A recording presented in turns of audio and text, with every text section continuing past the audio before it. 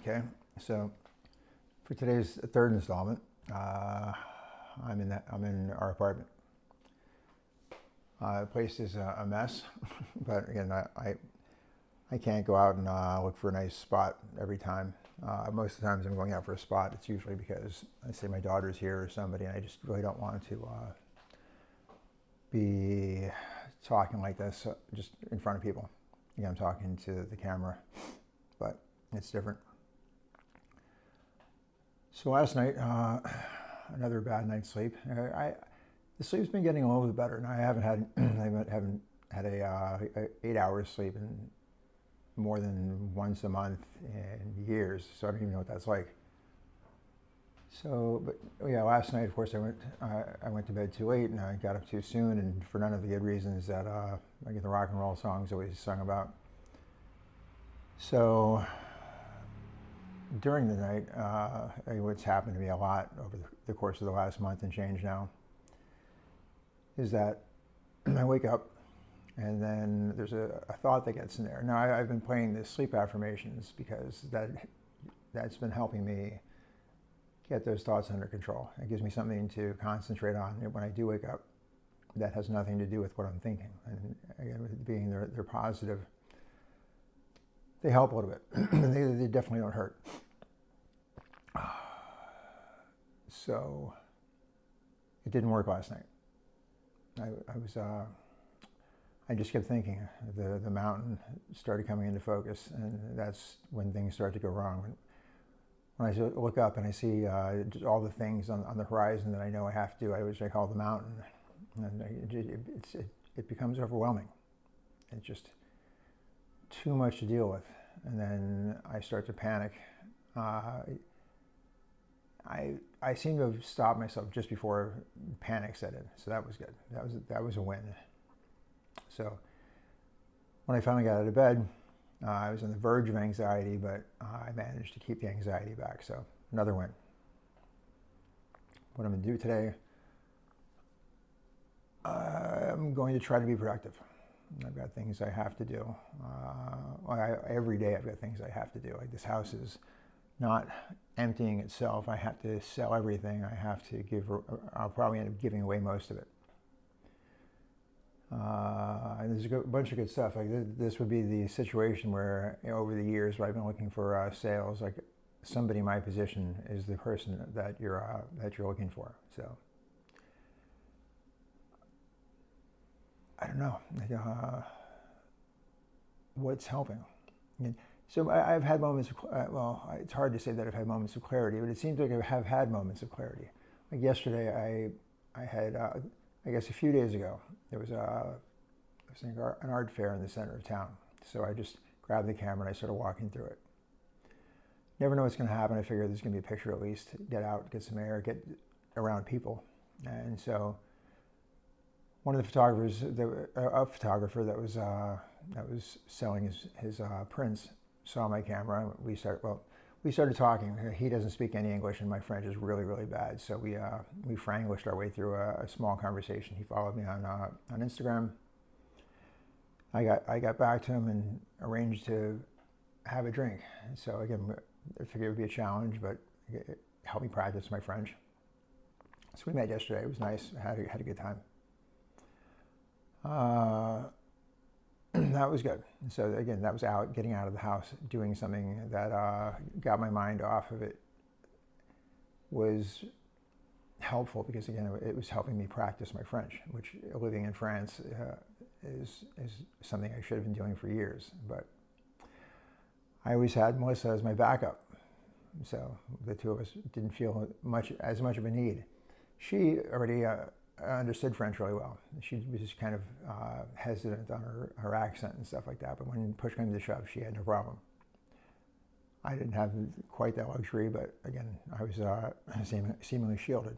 And just over here, I'm going to show you, that's us, that's Melissa. This is one of my favorite pictures of us ever. God, I love her, I miss her. That was at my mom's wedding, second wedding, obviously. So, well, not obviously, but my mom's second wedding. We were living in Arizona. A good friend of ours took that. I love that picture. looking at pictures is both soul crushing and lifting. And as a photographer, I've always told people that you should have pictures, whether they're taken professionally or not. It doesn't really matter. What matters is you have them. And you never realize exactly how important they are until either you don't have them when you miss somebody. Actually, right there, forget anything else. That's when you realize just how important they are, is when you don't have them. Although I guess when you do have them and you're looking at them and just tears break out and smiles pop up and then more tears, you recognize how they sharpen your memory and they bring back things. Whether again, you're bringing back stuff that's happy, which is why you're currently sad, because you no longer have that happy thing. And I'm going through that a lot because as a photographer, and she became a photographer, we have photographs everywhere. Everything got documented, and so trying to run through this stuff is very slow, because I just get stopped in my tracks and look and start crying and laughing, smiling, reflecting, all the feels. So another thing I guess that's helping me, again, is it helping me get through? I don't know. What am I getting through? I don't know. I assume I'm getting through. Like I'm alive still. Which brings up the point. Like today, I had I've been pushing off the thoughts for a while, and then they seem to have gone away. Like I haven't had my dark thoughts in maybe a week. I don't know. I don't count it. But this morning, when I was laying there, it ended up happening. It got in, but I was able to get it out. Then I'm on the dog walk. I have 2 dogs. And on the dog walk, I heard something on a podcast I was listening to, trying to pick myself up, and this person said, like, if I were to die today, and suddenly, immediately, it rushed into my head, what a good idea. And luckily, I had the presence to try to shoo that thought out of my head as fast as possible, and it left. But it's amazing how fast those thoughts can get back into your mind. You think they're gone, they're never far away. They're just waiting to crawl back in. It's just a matter of pushing them off, telling yourself you'll get through this. It's really not worth what's going on. It's really not worth doing it, because you don't know what's going to happen. You don't know what tomorrow is going to bring. Tomorrow can suck. The day after could suck. The following week could suck. And because we're talking most of the last month and change has sucked. Actually, most of the last couple months have sucked. Because ever since Melissa got diagnosed with cancer, everything has fucking sucked. So it's just a matter of degrees. And I know somehow I will get through this, and my kids will get through this, and this will be a turning point. Like it will be a really ugly time in my life, our lives, where we look back and go, okay, like that was the painful pivot to where we are at whatever point. But if you let these thoughts take over, then you don't get to that point. You don't know what it is. Like was it I forget which Stoic said that we don't control what happens to us, but we can only control how we react to it. Easier said than done, but it is true. It's true. Again, if I react poorly, depending on who you ask. If you ask me, I think I've reacted poorly. If you ask other people, they say, oh, you're so brave, you're so strong, blah, blah, blah. I don't know. I don't feel brave. I don't feel strong. But again, I know that if I were in the position of somebody else, I've counseled people not exactly in my position, but I know what I would say the exact same things. Again, it sounds like strong advice. So it's an advice I would give. I'm trying to be open to it myself, even though it's really tough to take, because again, I'm now in the seat of the person who needs the help versus the person giving the advice. It's much better to be the advice giver. So anyway, back to what I was saying. If this is helping, I don't know, but our younger daughter, journaled a lot. She was a writer, and she said, "Daddy, you should journal." I'm like, "Okay." I thought it sounded like a good idea, but at first I couldn't. But then I asked her, and she went out and she bought me a journal. And again, she was like, "Do you mind the colors?" I could care less. It's just a matter that it's got a surface to write on, and whatever. So every morning after I walk the dogs and do my deep breathing exercises, which again, do they help? I don't know. They're not hurting, and I'm not as frequently having these awful thoughts. I have moments of clarity and even like absolute small glimmers of optimism. Optimism is not something I would think I would have at all right now, but I find myself like peeking up, putting a foot or a toe into the land of optimism for a very short period of time. It's a fun place to be when you're in such a dark spot. It doesn't last long. I get kicked out, but either way, I visited there. I don't know if it's time. I don't know if it's all the talking I do with my friends, which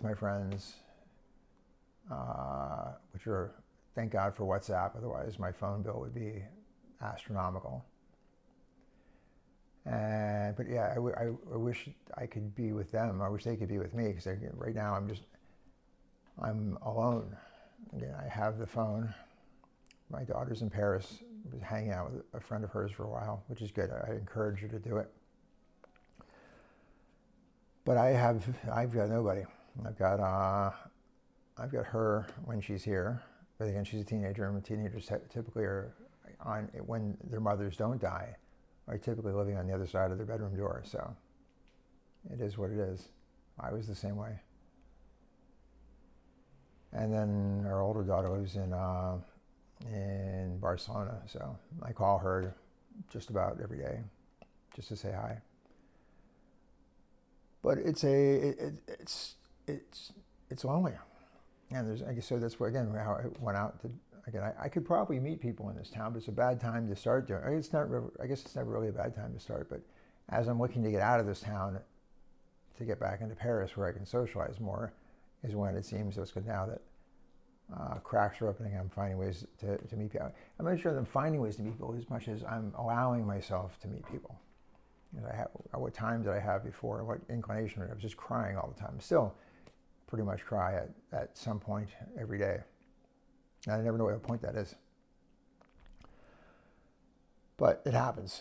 Again, it's going to happen. Maybe it won't happen every day at some point, and maybe it'll diminish. I'm sure it'll diminish. I'm pretty sure it'll diminish. But I imagine it'll just slap me at some point in the future at any given moment. You just don't know what those moments are, what the triggers are, what's going to trigger a memory.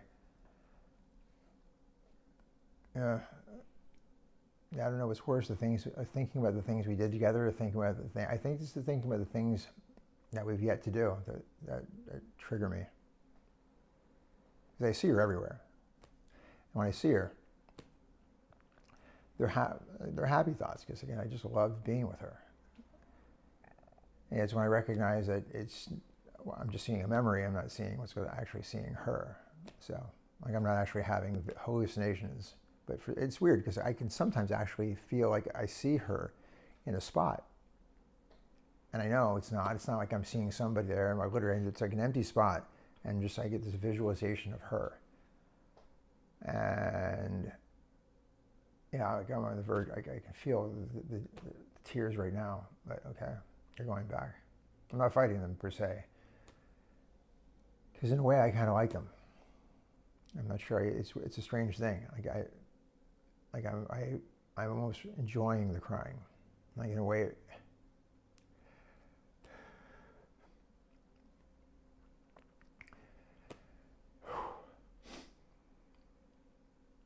it feels like it's bringing her close to me.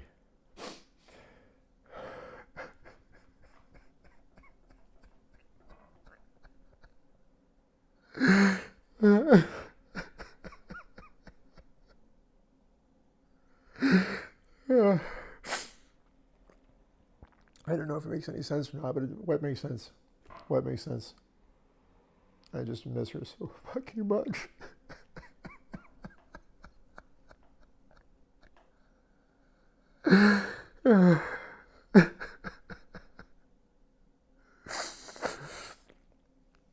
Oh, yeah, I didn't see that one coming.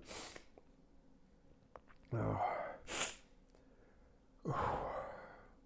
Yeah, so it's a day-to-day. It's a grind. It's a day-to-day thing.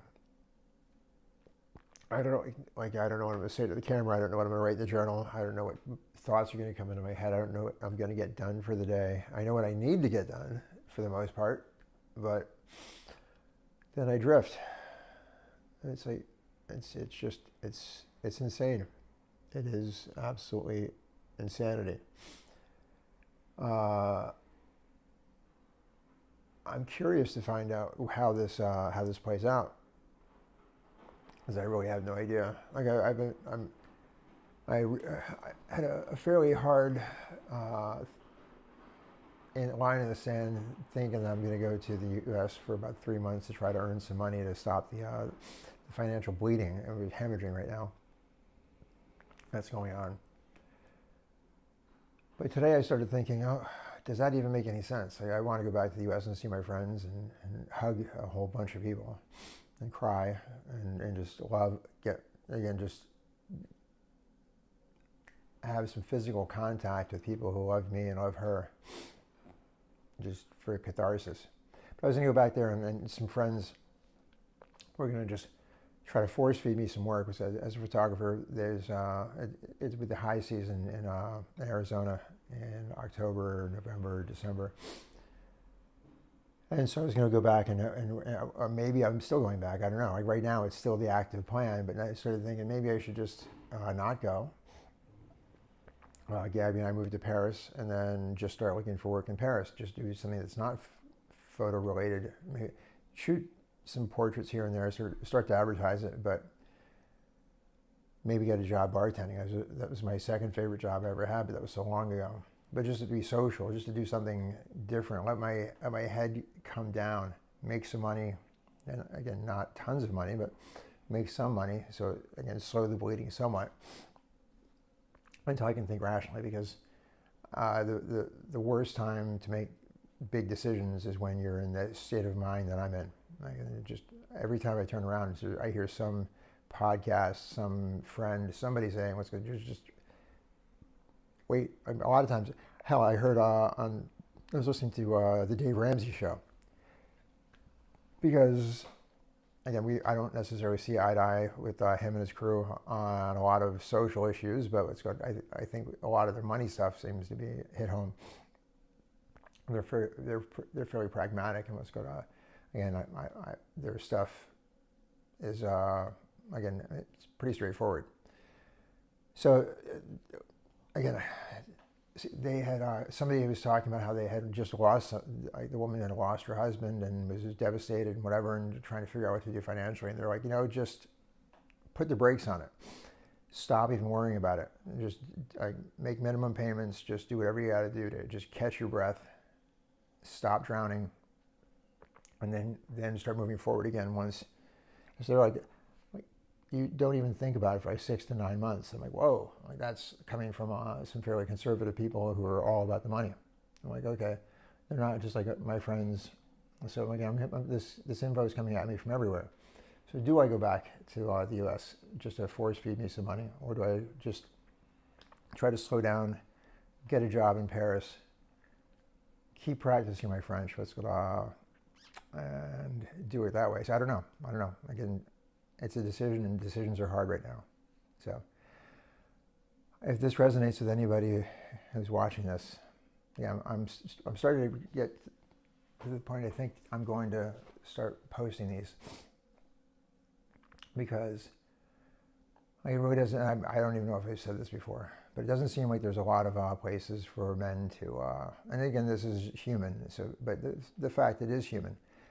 Within the human race, or in our society, it doesn't seem that men have a lot of places to turn where you can be validated and just letting your emotions out and talking about weakness or just if it's weakness, who knows? Is it weakness? In the way that I see things in the world and the lessons I was taught by everybody, not my mom or my wife. Again, I had really wonderful women in my life, and my friends, a lot of whom are women. But in general, society just doesn't look kindly on men crying, showing what's called vulnerability. But we all have it. Again, just trying to armor it and hide it isn't healthy. I don't think it's healthy. These things come out. Again, they come out. They're going to come out. So I'm of the mindset that just let it out. I think one of the things my wife loves so much about me is, and my kids kind of cringe on it, but again, I so many things on TV or movies or whatever. If they're sentimental or whatnot, I'd be the first one in the family to start crying. Everybody just looks over at me expecting me to.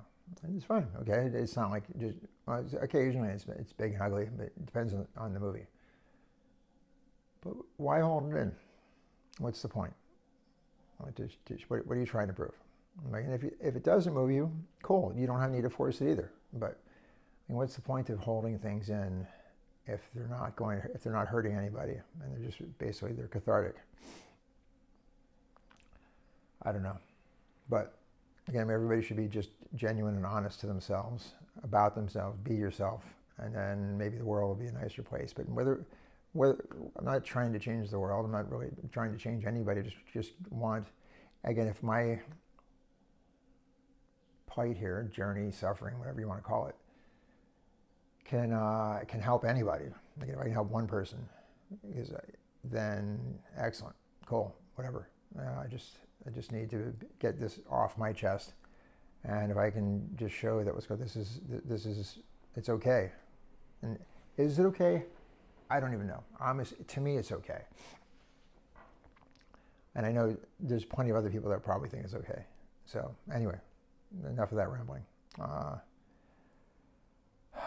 just looking at my wife. I keep my wife's wedding ring close by. Yeah, so anyway, I think that's it for now. And I will check back in.